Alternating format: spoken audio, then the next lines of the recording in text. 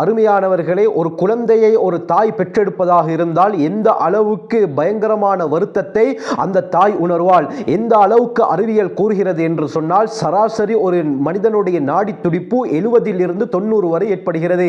ஆனால் பிரசவம் சந்தர்ப்பத்திலே ஒரு தாயுடைய நாடி துடிப்பு 220 அடைகிறது என்று கூறுகிறார்கள்.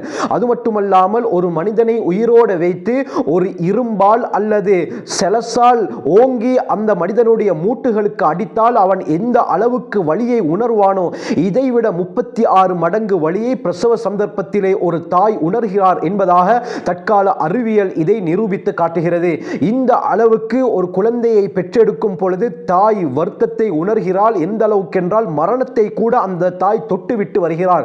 இந்த அளவுக்கு பயங்கரமான ஒரு வருத்தம் தான் இந்த பிரசவ வேதனை.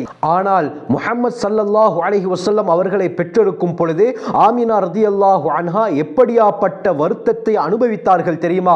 அவர்களே சொல்லக்கூடிய வார்த்தை அல்லாமா இப்னு கஸீர் அல் பிதாயா வன்னிஹாயாவிலே குறிப்பிடுகிறார்கள்.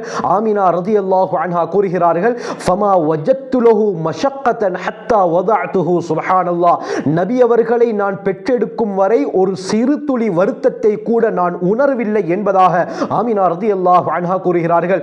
இந்த அளவுக்கு நான் பிறப்பதினால் என்னுடைய தாய்க்கு ஒரு சொட்டு வலி கூட இருக்கக்கூடாது என்ற நினைப்பில் பிறந்தவர்கள் முஹம்மது ஸல்லல்லாஹு அலைஹி வஸல்லம் அவர்கள் பெற்றெடுக்கும் பொழுது எந்தவித பிரசவ வேதனையையும் ஆமினா ரலியல்லாஹு அன்ஹா உணரவில்லை. இந்த உலகத்திலே ஹஜ்ரத் மர்யம் அலைஹிஸ்ஸலாம் அவர்களை எடுத்துக்கொண்டால், ஈசா அலைஹிஸ்ஸலாம் அவர்களை பெற்றெடுக்கும் பொழுது அந்த பிரசவ வேதனையை உணர்ந்தார்கள். சூரா மர்யமிலே அல்லாஹ் இதை பற்றி தெளிவாக கூறுகிறார். ஆனால் கண்ணியமானவர்களே, ஆதம் அலைஹிஸ்ஸலாம் தொடக்கம் கடைசி மனிதர் வரும் வரை உலகத்திலே பிரசவ வேதனையை அனுபவிக்காத ஒரே பெண்மணி யார் என்று சொன்னால் அது ஆமினா ரலியல்லாஹு அன்ஹா அவர்களாக மட்டும் தான் இருக்க முடியும். காரணம் என்ன? அவர்கள் பெற்றெடுத்தது முஹம்மது ஸல்லல்லாஹு அலைஹி வஸல்லம் அவர்களை. அல்லாஹ் பிரசவ வேதனையை கூட அந்த தாய்க்கு கொடுக்கவில்லை. கண்ணியமானவர்களே,